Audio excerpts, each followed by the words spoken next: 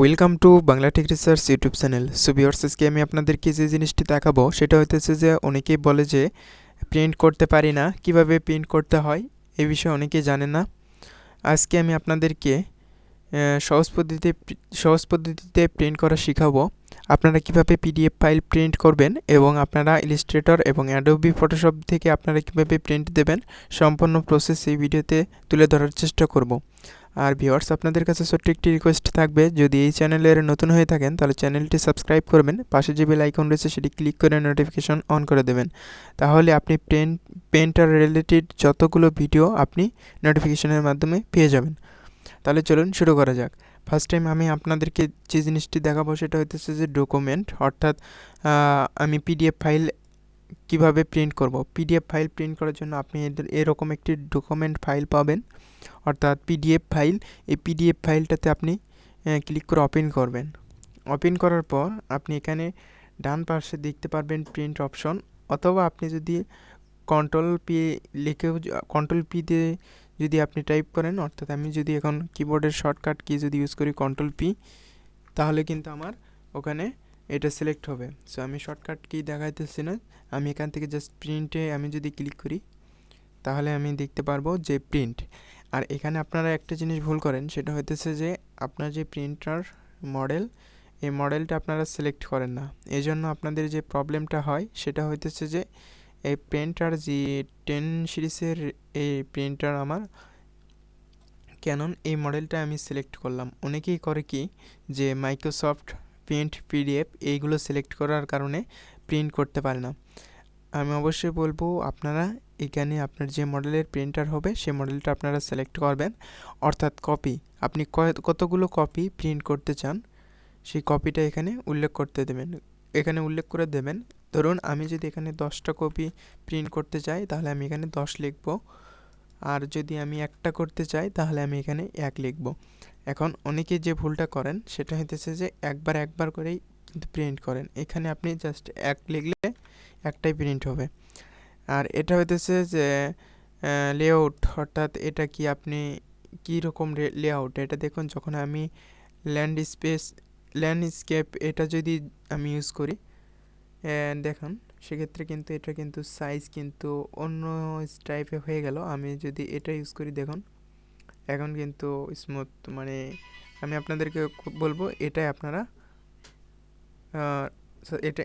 So layout আপনারা protect করে দিলে আপনার যে কাজটা হবে সেটা হচ্ছে যে আপনার সাইটে ফিক্সড হবে। আর যখন আপনি এটা সিলেক্ট করবেন তাহলে আপনার এই সাইটে কিন্তু একটু মানে স্পেস থাকবে। সো আপনারা অবশ্যই প্রোটেক্ট এটাই সিলেক্ট করবেন।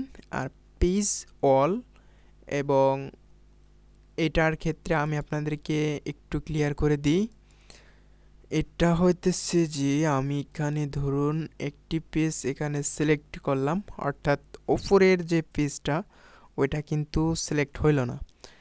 এখন আমি যদি এটা সিলেক্ট করি দেখুন এখানে ফার্স্ট যে পেজটা এটা কিন্তু এখন শো করলো। এখন আমি যে কাজটি করব, ওয়াল পেজটা যদি আমি সিলেক্ট করে যদি প্রিন্ট দেই তাহলে কিন্তু আমার এখান থেকে সবগুলো পেজ কিন্তু প্রিন্ট হওয়া শুরু হবে। আমি নির্দিষ্ট করে এখন কি করব, যে আমি এখানে দ্বিতীয় বা তৃতীয় নম্বর পেজটাকে আমি প্রিন্ট করব। এজন্য আমি এখানে জাস্ট এই কাস্টমটা আমি সিলেক্ট করে এখানে 3 দিয়ে দেব। ব্যাপারটা আপনারা ক্লিয়ার? সো আমি আপনাদেরকে বলবো, যখন আপনারা অল পেজ দেবেন প্রিন্ট তখন আপনারা এটা করতে পারেন। যখন আপনি একটা পেজ দেবেন তখন আপনারা এখানে, অর্থাৎ আমি যদি এখানে লাস্ট পেজ যদি প্রিন্ট দিতে চাই তাহলে আমি 4 লিখব। তাহলে দেখুন এখানে 4 নাম্বার পেজটা কিন্তু অলরেডি সিলেক্ট হয়েছে। এখন আপনি এটার কি এই প্রিন্ট, এটা কি কালার প্রিন্ট করবেন নাকি হোয়াইট অ্যান্ড ব্ল্যাক? আমি জাস্ট এটাকে কালার দিলে আমি জাস্ট এখান থেকে কালার সিলেক্ট করব। অর্থাৎ আমি যদি এখানে হোয়াইট অ্যান্ড ব্ল্যাক করতে চাই তাহলে আমি এখান থেকে হোয়াইট অ্যান্ড ব্ল্যাক সিলেক্ট করব। এরপরে আমার প্রিন্টার অন সাইট, এখানে আমরা এটাই রাখবো। আর এখানে মোর সেটিংয়ে এসে আমরা দেখব যে আমার পেপার সাইজটা কি। অবশ্যই অনেকেই জানেন যে পেপার সাইজ কিন্তু A40 দিয়েই কিন্তু আমরা মূলত প্রিন্ট দিয়ে থাকি।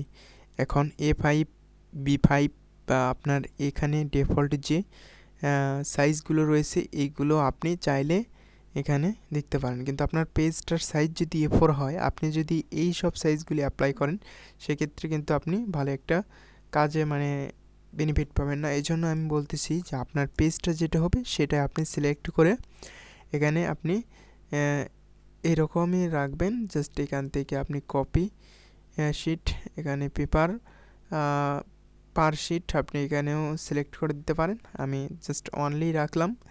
এরপর আমি এখানে প্রিন্ট অপশনে ক্লিক করলে আমার এটা প্রিন্ট হবে। এখন সেকেন্ড যে পদ্ধতি আমি দেখিয়ে দেবো সেটা হইতেছে যে আপনারা কীভাবে ইলাস্ট্রেটরের মাধ্যমে এটাকে প্রিন্ট করবেন। তাহলে চলুন ইলাস্ট্রেটরতে একটু ট্রাই করে দেখি। ভিউয়ার্স দেখুন, ধরুন আমার এই ডিজাইনটা আমি প্রিন্ট করব। এখন আমার প্রিন্ট করার জন্য আমরা অ্যাডোবি ইলাস্ট্রেটর থেকে আমরা কিভাবে প্রিন্ট করতে পারি, জাস্ট আমরা ফাইল আইকনে ক্লিক করব, ফাইল এই সেটিংয়ে ক্লিক করব, এখান থেকে আমরা জাস্ট প্রিন্টে ক্লিক করব, অথবা আমরা শর্টকাট কি ইউজ করতে পারি Ctrl+P। আমরা জাস্ট প্রিন্টার এখানে ক্লিক করলাম। এখানে একটি জিনিস লক্ষ্য করুন, এখানে আমাদের প্রিন্টারটা আমাদের সিলেক্ট করে দিতে হবে, অর্থাৎ আমার যে মডেলের প্রিন্টার সেটা আমি সিলেক্ট করে দিলাম। অর্থাৎ আপনি কয় কপি প্রিন্ট করবেন সেটা এখানে উল্লেখ করবেন। আর এখানে আপনারা এইগুলো এর জায়গায় আপনি জাস্ট এখানে A4 পেজ যদি আপনি প্রিন্ট করতে চান তাহলে A4 পেজ আপনি সিলেক্ট করে দেবেন। এরপরে আপনি যে কাজটি করবেন, এখানে লেআউট এগুলো এরকমই সেম রাখবেন। এখন পেজ সেটআপ, এই সেটআপ বিষয়টা আপনারা ক্লিয়ার। সো আপনারা এখান থেকে চাইলে কন্টিনিউ করে দিতে পারেন। সো আমি এখান থেকে ব্যাকে আসলাম। এখন আমি এখানে দেখুন আরও আদার্স যে অপশন রয়েছে, এখান থেকে আপনি চাইলে সেই আদার্স অপশনগুলো দেখতে পারেন। এখানে প্রিন্ট যে আপনি কি RGB নাকি আপনি অ্যাডোবি RGB কোন ইয়েতে আপনি প্রিন্ট করবেন, জাস্ট আমি যে ডিফল্ট যেটা সেটা আমি রাখলাম।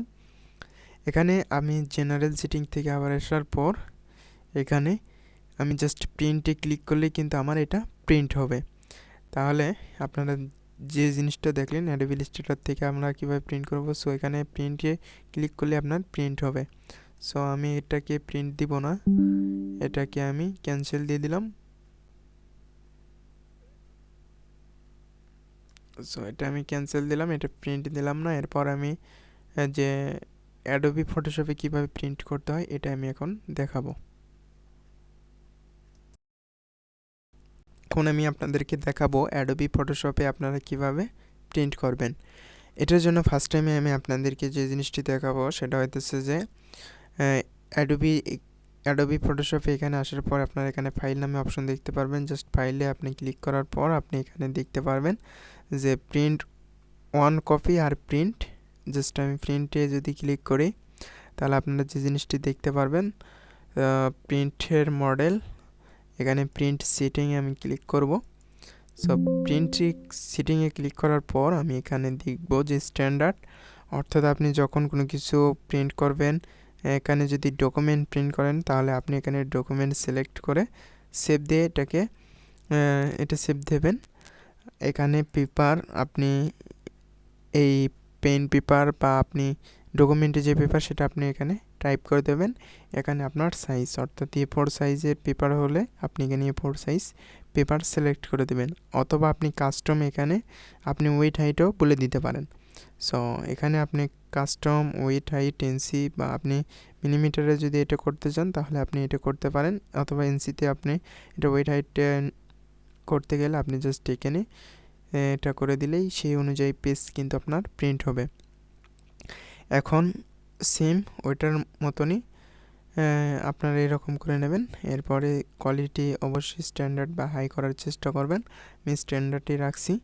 এখানে আপনারা এরকম রাখবেন, আর কত কপি আপনি প্রিন্ট দেবেন সেই কপিটা এখানে উল্লেখ করে দেবেন।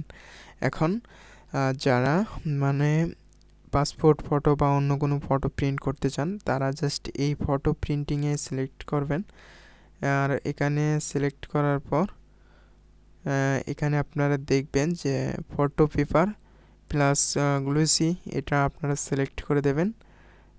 এখানে সিলেক্ট করে দেওয়ার পর আপনারা এই জিনিসটাই আপনারা দেখবেন যে ফটো পেপার, এখানে এটা আপনারা গ্লুসি এটা আপনারা সিলেক্ট করে দেওয়ার পর আপনারা জাস্ট ওকে বাটনে ক্লিক করবেন, তাহলে আপনার কাজ শেষ।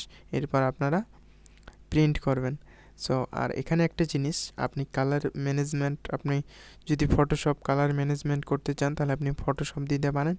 আর যদি চান যে আপনি প্রিন্টার কালার ম্যানেজমেন্ট করবেন, সেক্ষেত্রে আপনি প্রিন্টার কালার ম্যানেজমেন্ট ওইটা করে দিতে পারেন।